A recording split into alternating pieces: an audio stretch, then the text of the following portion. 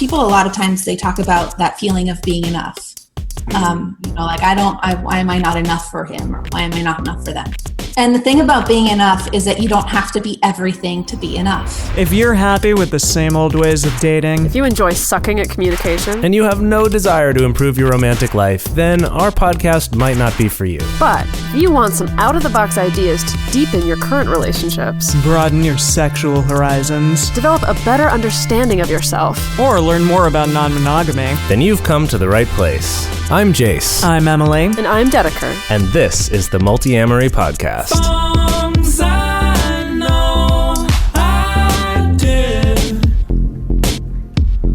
forcing me to form myself to fit. On this episode of the Multiamory podcast, we're talking about mono-poly relationships. We get asked a lot about whether it's possible for a monogamous person and a polyamorous person to have a happy and functioning relationship. So to answer that question, today we have special guest Phoebe Phillips, also known as Fee, as a guest on our show to really get into all of this. Fee Phillips is a relationship blogger based in Los Angeles. She chronicles her thoughts and experiences as a self-described monomuggle, or a monogamous person in a polyamorous relationship, at polyamoring.blog. She also created Monocorn Sanctuary, a group specifically aimed to offer support to people who are monogamous and are dating a polyamorous partner. Awesome. So thank you so much for being here, Fee. We're really, really excited to have you on the show. The first thing that we wanted to get to was the age-old question. I think the thing that a lot of people wonder, what they ask themselves, which is, can monopoly relationships actually work? And how do two people who have like these really different relationship structures, how do they make their relationship together feel equanimous? How do they make it feel fair when they're not each dating multiple people? So thanks for inviting me to come on. Yes, it can work. The thing is to keep in mind that just because it works for one group of people or a pair of people doesn't mean it's going to work for everyone. Just because any relationship works with one person doesn't mean that person is able to be in a relationship with anybody they want to be in a relationship with. Mm-hmm. It's really specific. There is a difference, I think, between being fair and being even. I believe in being fair. If I want to date other people, I can date other people. He's not stopping me. My decision to not date other people is purely my decision, and that's what's fair. I have the same opportunity to do whatever I want that he does. What's even is, he's dating 3 people, so I have to date 3 people.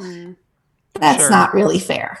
Right. I think that comes up a lot, even within polyamorous relationships, that idea of like even versus fair. Yeah, definitely. I think a lot of the stuff that comes up specifically in mono and poly relationships, it works the same way in just poly and poly relationships. It's just about the individual couple, whether my partner's other things that he does has to do with work or a hobby or whatever. Just other relationships are other aspects of his life that aren't about me. And I am comfortable with a person that I love having other things that they do that aren't about me. I don't have to be the center of everybody's universe. I mean, the world might be a better place if I were, but I don't have to be. Yeah. Well, okay, I'm taking just like a brief detour right out the gate here is, so you've been, the monogamous side in this relationship for a couple of years now, right? Yeah, about 3 years in September. So. And if I recall correctly from listening to you speak, you did have a period where you did kind of try dating other people, and you did try that on for size to see how that was. Did. Can you just briefly, just talk a little bit about that experience for you, that journey for you? So the idea of ethical non-monogamy as the umbrella term, that's not brand new to me. When I was, let's say teenager, but when I was young, I dated a lot of people simultaneously. They all knew that they all existed, but I didn't really have that strong emotional connection with any one of them. The first time I fell in love, I stopped wanting to be with anybody else. That just happened for me. So I think that I just might be wired that way. I am open to the possibility that that can change at some point. I have tried to date other people.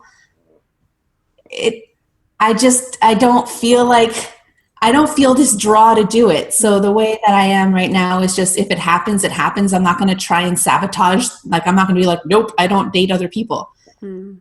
If somebody inspires me to want to start dating someone else, I'm all for it. But it's just, so far, when I'm in love with someone, I really have no interest in doing things with anybody else. Yeah, so I guess it kind of touching on that a little bit. This was jumping back to where we were before. Do you think that it is possible for two people to come into a relationship and maintain like the styles that they feel they're more accustomed to, even if they are like really vastly different from their partners? And with that, do you think that there are specific things that those people need to work on in order to like maintain a healthy relationship structure? And is it different from a normal like monogamous relationship or I guess normal polyamorous relationship? Yeah. One of the things, yes, it's totally possible, because if you think about it, everything I need in my relationship, for me as I say monoamorous because I distinguish between the monogamous meaning marriage, and I'm not into marriage. So monoamorous, just like you're polyamorous. Right. So as a monoamorous person, what do I want in my relationship? I want like an emotional commitment. I want to, have that one-on-one feeling with a partner when I'm with this partner. I have that with him. Just the fact that he has that with other people does not take it away from what I have with him. So it's totally possible for me to get what I need in a relationship, and for him to continue getting whatever it is he wants or needs from his multiple relationships. There are things that I think that these things help in poly plus poly relationships and mono plus poly relationships. One really specific one is the concept of the ownership of time. I have to accept that his time belongs to him, and I don't own it. Just because he sees me every Tuesday and Friday night does not mean that I own his Tuesday night. It's not my Tuesday night. It's still his. My Tuesday night is what I do with myself on Tuesday. I don't have other people I'm dating, and so generally speaking, if he's available, I want to see him. But he has other things going on in his life, and sometimes I have work things that come up or family things that come up that might interfere with it too. So the idea that everyone is responsible for their own time, but also for being respectful that if you've made plans with someone else, you don't cancel them because something else came up that you'd rather do, unless it's an emergency or you just completely unavoidable. You stick to the commitments that you made. Another thing that on the mono side really helped me with that specifically was I don't hold off on making plans with people to see if he's going to come through for me. Like, somebody wants to do something on Saturday, but maybe my boyfriend wants to do something on Saturday. I'm going to wait and see. Oh, man. Sure. I make my plans. If he's not on the calendar, I have no reasonable expectation that we're going to have a date on that day. I make my plans and I commit to my friends. Even if after the fact, he says, hey, my plans with so-and-so fell through. Do you want to hang out? I'll be like, well, I've already made a commitment to someone. So I have to be as respectful of my friends and my other commitments as I want him to be of the commitments he makes with me. Interesting. I feel like that's huge, right? Yeah. I mean, I know that for a lot of people first opening up relationships or even just in monogamous dating at all, there's so much of that like, I can't make any plans with anyone until I check in and make sure that my romantic partner isn't free or doesn't want to hang out. Yeah, that's so huge, that just kind of, taking ownership of that and also prioritizing the other things you have in your life besides just that one relationship. Well, I feel like I see a version of this in, people come to me and they're like, oh my God, like 2 partners at once? Like, wow, like how does anyone have the time for that? Or like, gosh, I can't even imagine it. Where, well, but I think it's more of like people often come with this assumption of like, okay, I think of what a monogamous relationship looks like, and that is spending all your time together, all as much possible free time as you have. And so that's just times two. And like, whoa, really? Like there's not enough hours in a day. When it's like, well, no, really, in my life, it's a lot more back and forth, a lot more negotiation, like the times when I was living in cities where all my partners were there at the same time, it's a lot of, certain days of the week are switching off, and now it's more of like chunks of time kind of alternate. And so I think it's really interesting that on your side, on the, kind of, even though you feel like you have this more monogamous approach, it's still maintaining that of like, no, like my time is still my own. And like, yes, of course, I want to spend time with my partner and I have a drive to spend time with my partner, but there's still this separation there, which is kind of what makes it work, I think is really interesting. I think it's someone I've said it before. I'm a recovering codependent, so aren't we all? As someone who used to be in a monogamous marriage where it was so codependent, and we were, everything was about each other. Even, it was a mess. But anyway, my husband, when he passed away, that's, people who follow me generally know that, but brand new people, hi, I'm a widow. So he passed away 4 years ago, and suddenly like the worst nightmare happened, right? I went from my entire life was about this one person to who am I? What do I do? What do I like that's not about him? Right. And that's kind of what started this whole journey for me. I sort of re-embraced from when I was younger. I used to be like really into kink stuff in the kink community, and I came back out into the kink community and found, surprise, everybody's polyamorous in the kink community. So it's like, I want to find a way to like deal with this. So, I had several attempts at dating polyamorous people before I met my current partner. And what I learned is that not everyone does poly the same way. Mm-hmm. And I am not compatible with most of the ways people polyamory. I am compatible with this specific way. And when I was able to let go of that need to be everyone's perfect partner and just find the partner that made sense with the version of me that exists right now, it kind of, everything opened up for me. And it was like, I can do this. I used to like have blogs about, I will never date poly again. I've tried this. It's awful. I was like the big like poster child for monogamy. I was like, nope, never again. But no, as it turns out, it can totally work if you find the right balance. Gosh, that's like really beautiful. It seems like, yeah, it seems very like relationship anarchy. Yeah. Like there are a lot of lessons from polyamory that you have taken and that help you like thrive in the relationship that you're currently in, but also you don't have that entitlement factor. You're not like on this relationship escalator with this person. Like you're creating the type of relationship that you want, and it just so happens that it is a monopoly relationship. Yep. But yeah, I think that's really awesome. That's like the right way to do it. Yeah, I think when you had your episode on relationship anarchy, I was like, well, so if that's me, like I am, yeah. I'm deciding what my relationships mean to me, just because it kind of looks to people like what they're used to seeing. It's not the same. So yeah, definitely. Yeah. So related to all of these things, I guess first of all, I thought it was really interesting what you said about how, you when you were younger, dated lots of people, and then when you first fell in love, you just lost all the interest in dating anyone else or doing anything with anyone else. That I feel like that is so much the like fairy tale narrative that everyone is told is going to happen, and for most people isn't like that. Or I would say at least a lot of people, if not most people, doesn't work that way. And you were saying, well, maybe I'm just wired this way. I feel like it just made me think that so many people, either they do feel that, and if their partner doesn't, it's like, oh, well, you're not as in love with me as I am with you. Yeah. Or if they themselves don't feel it, but they're trying to force themselves to feel that way, right? It's like, oh, well, maybe I'm not actually in love or something like that. Yeah, I think society does us all a disservice by setting this ideal for us all that not everyone's going to fit into. The fact is, I met someone, fell in love, and didn't feel like I needed to have anybody else in my life romantically. It doesn't bother me that person still wants to have other people in his life romantically. Like he's wired in a different way than I am. And I accept that. There was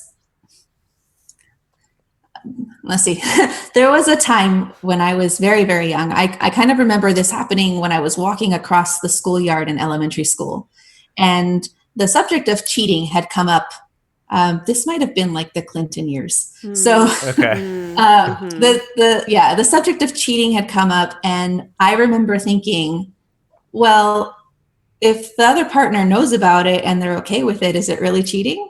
And so even way back then, like the concept of polyamory, the concept of ethical non-monogamy was like, yeah, that makes logical sense. Like it's not cheating if your partner knows and is cool with it. So I've always had that. So just when I met someone and fell in love and didn't want to be with anyone else, that was my decision to not want to be with anyone else. If he had told me, and he did the night he proposed, my husband had asked me, you know, because I had a lot of sexual experience and he had not had quite so much sexual experience. And he asked, like, do you think like once we're married, we can ever, maybe, would you be comfortable with me ever doing something with someone else?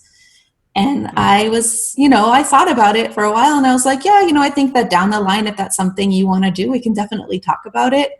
I said, there's certain people that I would be probably comfortable with you doing that with because I know them and I know they'd be cool with it. And, but at the same time, I was like, but if you're not having sex with me, I don't want you having sex with anybody else. Like, I still need to get my needs met. Right. Wait, he whipped out that question the night he proposed to you? Before he proposed. Oh, before he proposed. Okay. Yeah, so we were at dinner and he brings this up because he was like questioning, like, is this the end for me? And okay, wait, hang on. Sorry. I'm getting into the weeds on this one. Is it like right before he proposed or like a day before he proposed? No. It just seems like such a funny image. We had in my dinner. mind. So it was like a short version of the story. We had dinner. We were in London. He kept trying to get me afterwards. We got back to the hotel. Well, it was a flat that we'd rented. And I was in pajamas. We were watching Britain's Got Talent on TV. It was raining out. He kept trying to get me to go out for a walk.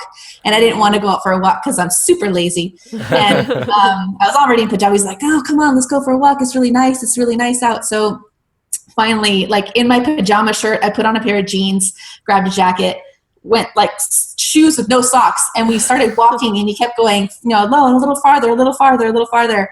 And we got to Westminster Bridge and we're standing there overlooking the water. There's not a soul in sight. And the Big Ben strikes midnight and I turn around and he's down on one knee. So it was like hours later. Got it. But he planned this all along. It was very romantic. Every time I see Big Ben and there's like, I'm like, oh, that's where that happened. That's great. I think as a weird aside, it's possible that because of my experience as a widow, like, so, you know, he's not my ex-husband. We didn't have a contentious divorce. I still have love in my heart for this person. He's just not physically here. Yeah. So I think I can understand the concept of loving two people simultaneously. Interesting. I just can't understand how y'all do the time thing. But like, but I get like you can love more than one person at once. It makes total sense to me. It's just that I then don't want to like deal with the logistics. Right. Oh, that makes sense. Yeah. Okay. So I'd love to go back now to, so you created the Monocorn Sanctuary, which is the support group for the monogamous half of monopoly couples, and you also have on polyamoring on your blog. You also talk on that subject, and people reach out to you. And so I guess what I'm wondering about is, so not just in your personal experience, but from what you've seen with other people and kind of collecting that experience.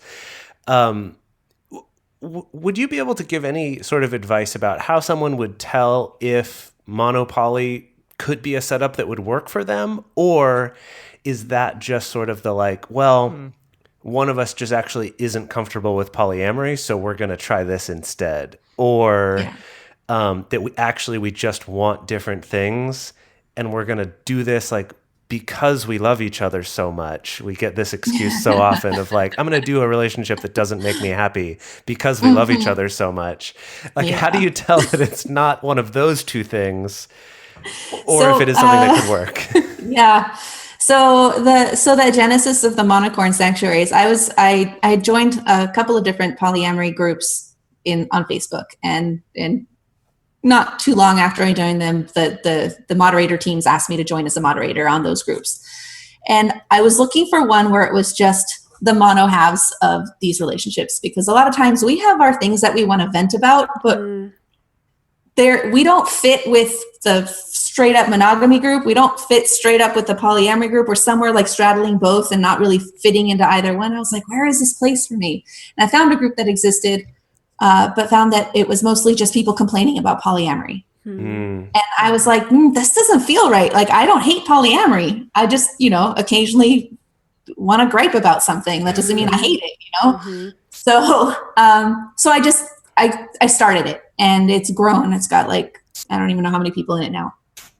And it's a space for people who either are they're the mono people in relationships with poly people, but they're happy about it, accepting of it, comfortable with it, or they want to learn to be happy, accepting, and comfortable with it. They don't want to just blame polyamory for all of their problems, so that they never have to face up to the fact that sometimes those problems come from within.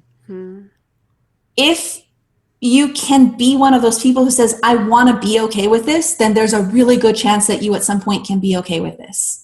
But if you just want to find like a scapegoat, like the entire concept of non-monogamy, like that, it's very likely you're not ever going to find that place where you can be happy and fulfilled in this relationship. So, it's not for everyone. Polymono is not going to work for everybody. But if you want it to, if you're willing to do the self-work, and it's not just the mono person that has to do this, by the way. I don't want poly people thinking definitely. like, we got to take all of... They got to deal with some stuff on their own too. It's about finding that balance between the two, where you're both realizing you're both getting your needs met with each other. But you're not, that was the big one for me. People a lot of times they talk about that feeling of being enough. Like why am I not enough for him, or why am I not enough for them? And the thing about being enough is that you don't have to be everything to be enough. That was my big right? But the other part was when my partner and I were first kind of negotiating, how are we going to do this thing? Because we started off as just play partners, like rope partners, and then feelings happened. So as they do, started, those darn feelings. And up until that point, I was like, I'm never dating poly again. And now I'm like, oh, here is this happening. So we were kind of talking about it, and I asked him, what issues, what concerns do you have about being with someone who's monoamorous? And his response was, I'm concerned that I might not be enough for you. And that was like this big light bulb went off, where I was like, wait, I thought maybe I wouldn't be enough for you, but you're worried about not being enough for me. And the concept of enough is bigger than all of this. And it's really about realizing that you don't have to be everything, and you can still be enough. And on the mono side, you can't make your partner be everything for you. I have to have other things that I like to do. He can't be my entire social life and the only support that I have. I have to be able to spread it out. Right. Well, I mean, I feel like that's good advice, even if you're in a monogamous relationship, is to not put everything on your partner. So that's one of the, it might be a tangent, but I'm in a lot of poly spaces, and every so often you get those, what are they called? The evolved polyamorous. Oh, gosh. About 6 months in, a year in, I think. Yeah, usually when the people hit enlightened that point. Polyamorous. Who have a chip on their shoulder about everything that has ever had to do with monogamy. yes, there's a lot of toxicity in monogamous relationships. There's a lot of toxicity in polyamorous relationships. There's a lot of toxicity in relationships. And like, don't throw out the baby with the bathwater. Monogamy can work. It can be healthy. And most of the stuff that makes relationships work in a healthy way work no matter how many partners you're with.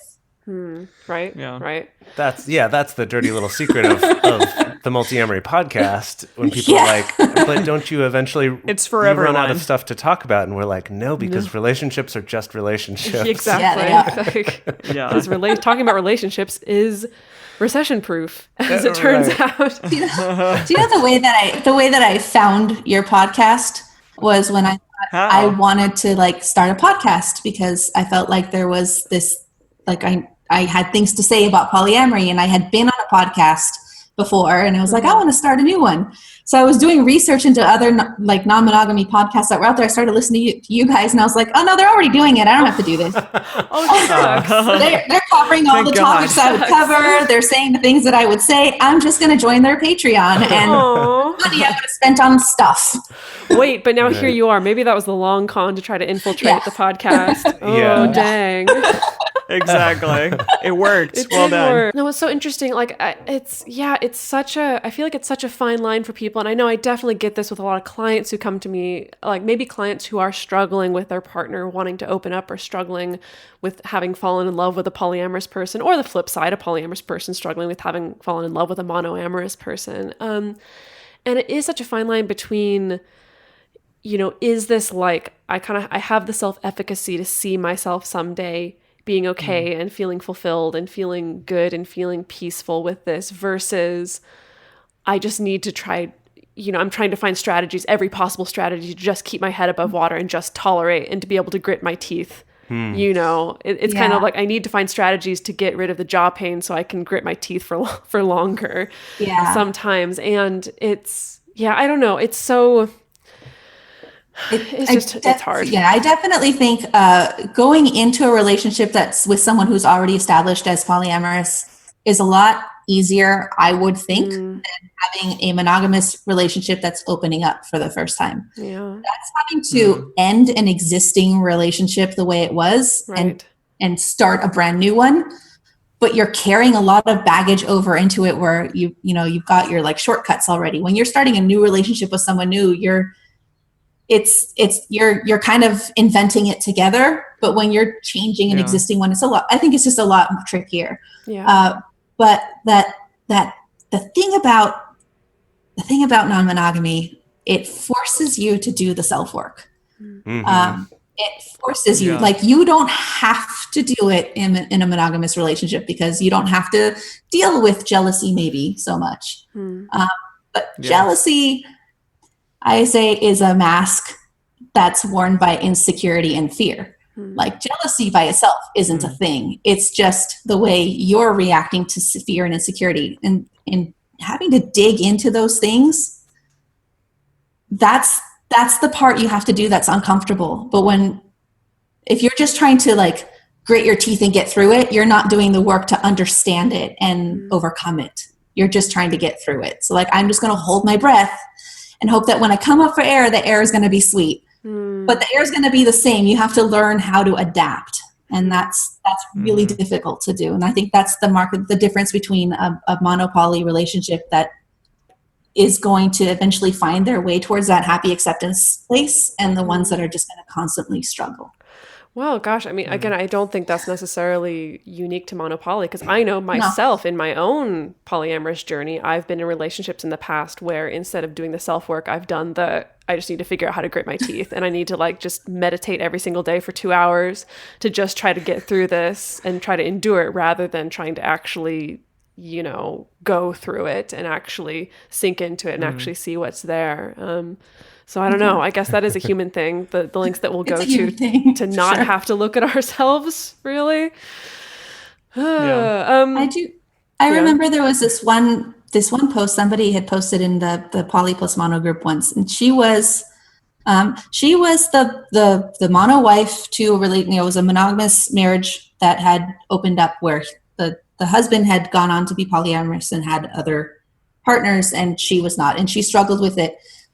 And about the year mark from when they had opened up their relationship, she kind of had this big epiphany and wrote this blog post about her journey, about all the different rules that they had in the beginning. And there were all these, he couldn't do this and he couldn't do that. And that over time, as it started to become like a new normal, and she let go of some of the hangups that she had been having, the fear, the insecurity about the other partners and all of that stuff, she ended up realizing that she had a lot of free time to pursue her interests that she had not had time to pursue before. She like learned a lot about herself, and in the end, she actually ended up starting to date somebody else, and now they're in a poly relationship. But not everybody is going to end up that way, but it took her about a year to get to that point of acceptance. So it's not something that can happen overnight. Right. I mean, it took me 3 different attempts at polyamory before I found the right fit. So it's definitely not an overnight thing. Right. Sorry, it just made me think just real quick. I remember years ago, but before I had ever been polyamorous or even heard of that term, in an unrelated conversation about relationships, I was talking with some people who were older than me and knew more about the world or whatever. But one of them was talking about, I think she was talking about, I don't remember if it was anecdotal evidence or it was some study that she'd read about, but where they found that when men were in relationships, their careers tended to get better, and when women were in relationships, it tended to be the opposite. The idea being that stereotypically for the women, it's like all your effort that was going into your work now goes into your relationship. And for the man, all the work that was going into trying to date goes into your work. And it was interesting when she told me this, because my reaction right away was like, I feel like I'm the opposite. Like, I feel like during times when I'm single, I feel like I'm so much more productive and get a lot more done. So maybe I fall more onto the woman side of that.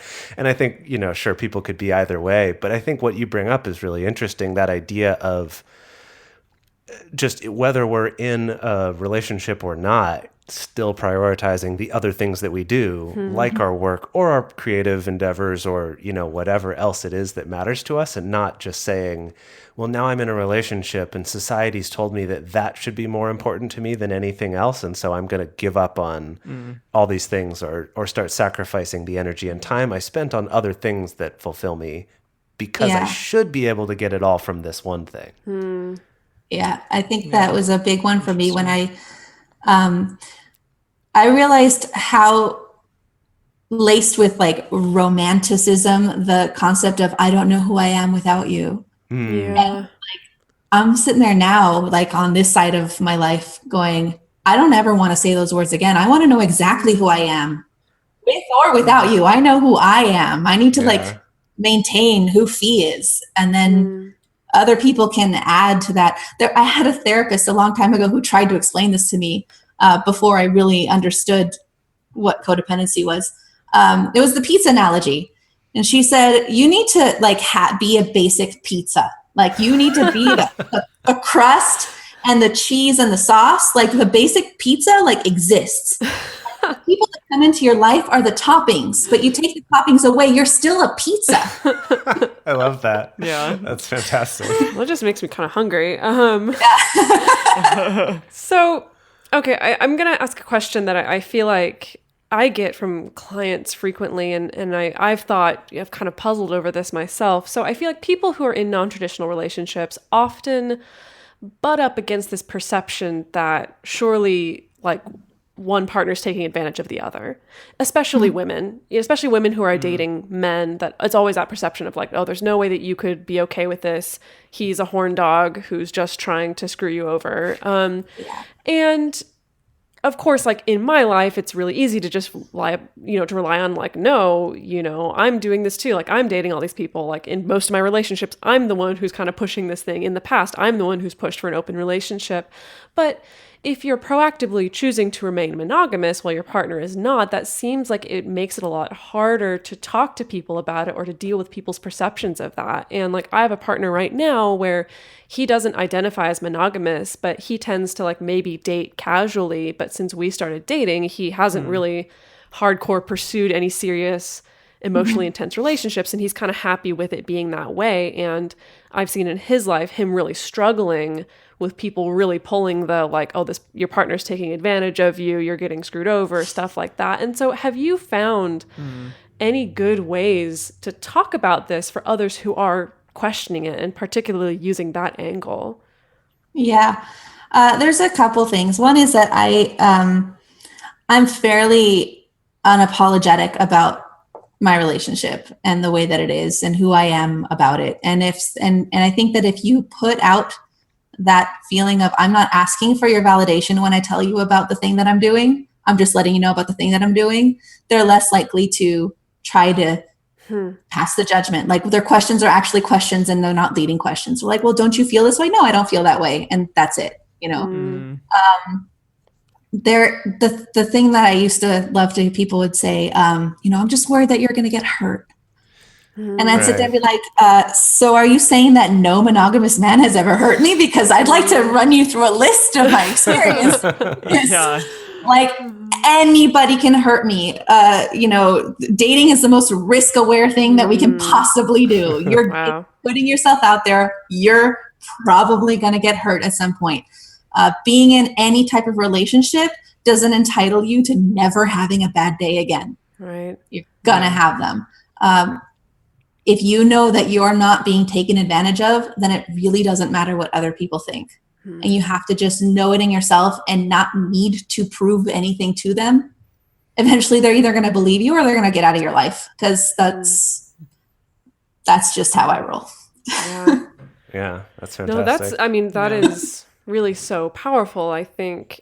But also so difficult at the same time to come to someone not seeking validation. Like, even if in the front of your mind you don't think that you are, there can still be these deeper emotional things. I used to have the lady that I used to go to for waxing, and I talk about this all the time, and she always would say things like, well, but you know, don't you feel like a side chick? And like, you know, and I'm sitting there going like, no, I'm not a side of fries. Like, that's not how this works. And she asked something like, well, let's say he ever, like, you know, broke up with them and he was just with you, would you still let him have? And I'm sitting there going, no, go back away, would have let him have. He does what he does. It's like saying, would you let him have blue eyes? His eyes are blue. He is polyamorous. Like, understand this. So it's just a matter of reinforcing what you know and not letting people get those little digs in. And, you know, they happen on the other side too. I hear digs about monogamy all the time, and it's just like, I don't want to like hashtag not all monogamy here, but like, gosh, not all, you know, just it's not, though it's not just, it's very simple. Just say, that's not the way I see it. That's not the way I do it. Yeah. So I guess building upon what Dedeker was talking about of, you know, kind of people saying, oh, you must be being taken advantage of or something like that. So, So in, you know, in running the groups and writing the blogs and stuff that you've done, have you found any other sort of common myths or misconceptions that people have specifically about mono-poly relationships? And these could either be from the, like, I'm from the monogamous world and like I have these conceptions like the one Dedeker brought up, or even I come from the polyamorous world. These are the misconceptions I have about mono-poly relationships. Yeah. Well, so one misconception that happens rather frequently, like specifically in the it's the poly plus mono group on Facebook, is that people think that it's like a conversion group. Like, we're going to teach mono people how to be poly. So really? Yeah. So people come in like, it's weird. I love the other mods in that group. Like, it's a really great team. So one thing is that, and this is going to be the same misconceptions they have about polyamory in general. My parents had a lot of questions about my relationship with my metamors, which I'm happy to say is a wonderful relationship. They're my best friends. Like, they're all in my will. Like, it's like real, right? Oh, wow. They had a lot of questions about, like, you know, like, without wanting, like, my parents didn't really want to talk about sex, but like, what do you all do together? You know, like, is this happening all in the same room? Like, how does this work? So there's just a lot of questions people tend to have about how the romantic parts of the relationships work. Like, where's the line between friendship and romance and all of that stuff? There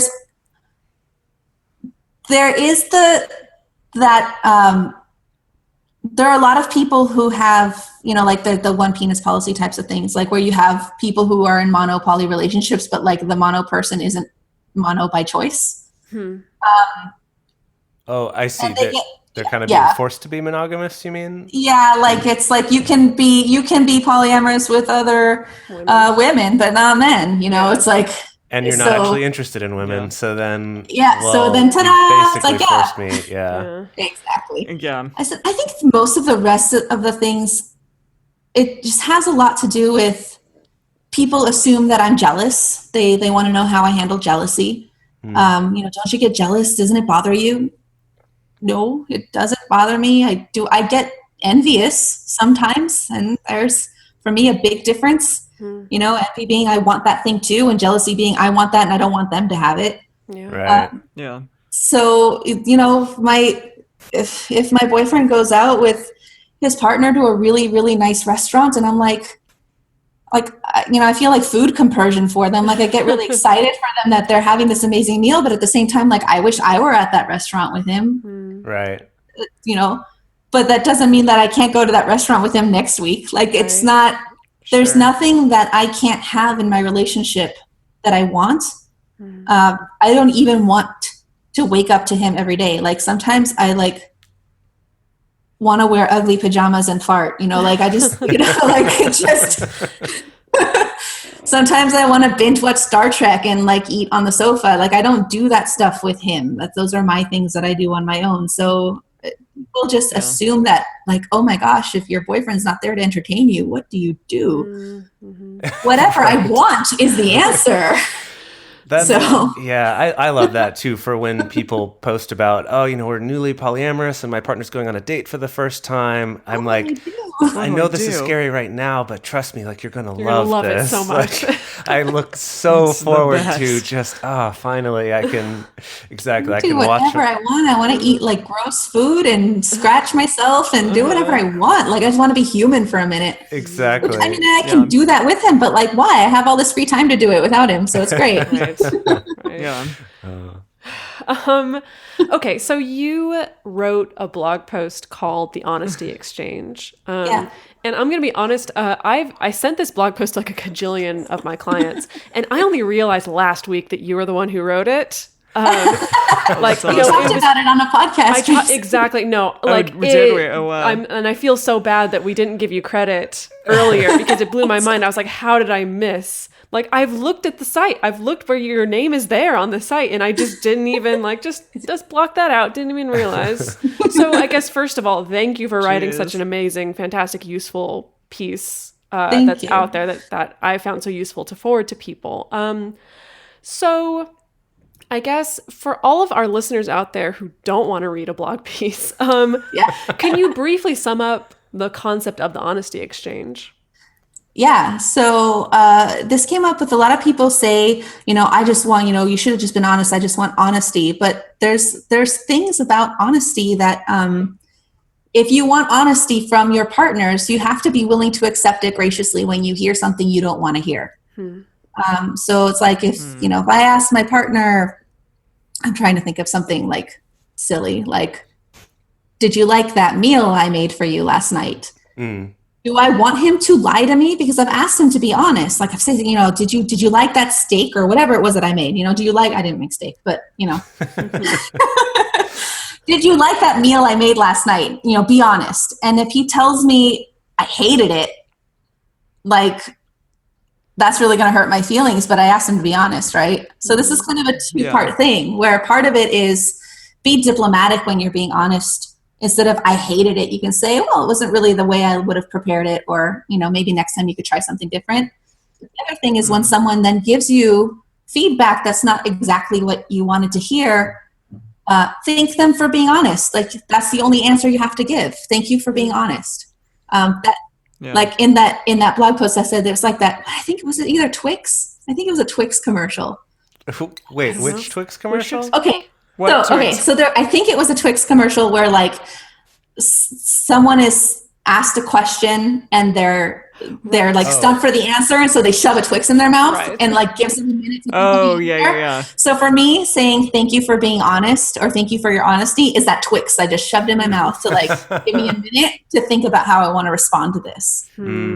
I say, like, need Yeah. a minute. Yeah, I think I've seen that commercial. Yeah. So It was Snickers, but yeah. so that's like, if you don't know what to say and you just feel like all these emotions burbling up, just say thank you for your honesty. And that's like one part of it. And the other part of it is, of course, being honest. The thing is that the more you show people that they can be honest with you and you're not going to fly off the handle, the more likely they are to trust you with continued honesty as things progress. Yeah. That they're not going to be afraid to say something to you because, oh, you're having a bad day or this or that. And the next thing you know, it's been 3 weeks and they haven't had this difficult conversation with you and now it's a lie. Yeah. I've definitely been on definitely. both sides of that for sure. That's Yeah. the receiving honesty graciously part is so interesting to me because I find when I talk to people about it, there's definitely kind of this, I think there's this assumption that we get from culture that, you know, if my partner tells me something that I don't want to hear, like it's my right to be able to unload my emotions in that moment onto them. Like Yeah. they need, like it's my right for them It to is. hear exactly how it made me feel. And it's kind of a fine line because it's kind of like, well, it's not that that you want to tell people like, no, you need to bottle up all your emotion and your reaction and your partner and never tell your partner about it. But it's the difference between like hearing something that you don't want to hear and then unloading how upset you are about it versus hearing something you don't want to hear, saying, thank you for your honesty. I'm going to take a 20-minute walk, you know, and then coming back. And then maybe you can tell your partner like, wow, it was a little rough for me to hear that at first. And it brought up these feelings. But now that I've taken a 20-minute walk, I've had these thoughts about it, that it is kind of this fine thing of getting people to understand that it's not about, you don't get to have any reaction to honesty. But it's, again, I think it is, just kind of adding that sense of diplomacy, I guess, on both sides. Yeah, At least that's it is. You what comes to totally me. get to have your reaction. Have your reaction, but be mindful that the way you react might inform how they approach you in the future. And do you want to set a standard where they're afraid to be honest with you because they're going to upset you so much that it's going to cause a big fight? Like maybe the 20-minute walk is a better way to go about it. You can still share your feelings. You can still have them. Like have all the feelings you want to have, but think about Take a moment. think about how you want to be seen, I guess. Right. Yeah. Yeah, definitely. Well, this has been a ton of amazing stuff. So just in closing here, could you give us like what are some resources that you would recommend to people who are trying to make monopoly work? Okay, the big one that I would say is if you're on Facebook, there is a poly plus mono relationships group. It's a supportive group. It's a really great group. It was kind of like my entry into like finding my people. My blog, you should read that. I don't know that there's a whole lot else out there right now. There are other people starting to get into the space, and it's really exciting to see more people talking about monopoly. But those are the two big ones. With the Facebook group, know that particular group is private, not secret, which means if you're using your real Facebook account, like other people can see that you're in it. We do not have any problem with people creating alternate accounts to join the group. So you can always have that as an option if you're worried about your privacy or being outed or anything like that. Great. And then I guess just where can people find more of your stuff? Right? Like where can they find your blog and links to all of your many communities and things that you're involved with? So you can follow my blog at polyamoring.blog. I just created a Facebook page for polyamoring, so I can be followed now because I try to keep my Phoebe Phillips page is kind of more personal, and I don't want to be so public on that. Right. Twitter, thatfee or polyamoring. Just follow polyamoring, and you can reach all the other ones. It's a lot easier than writing down all these other things. Perfect. And we'll have some links to that in our show notes as well. Yeah. Excellent. All right. Thank you so much for joining us, Phoebe. This has been just fantastic. Like so much good information. Really great. We're so glad that we finally got to have you on the show and your dream of having the podcast Yay! came true. I did it. Everything is You believe it and you Well receive done. it. You can achieve it. Thank you so much, and enjoy the rest of your travels. And then when you get back, you're around the corner, so we can go get coffee or something. Yeah, definitely. perfect. Yeah. All Thank right. you. If you want to get in touch with us, send an email to info@multiamory.com or send us a message on Twitter, Facebook, or Instagram. You can also leave us a voicemail at 678-MULTI-05, or you can leave us a voice message on Facebook. To support our show and to join our private Facebook community or discourse community, go to patreon.com/multiamory. Multiamory is created and produced by Jase Lindgren, Emily Matlack, and me, Dedeker Winston. Our episodes are edited by Mauricio.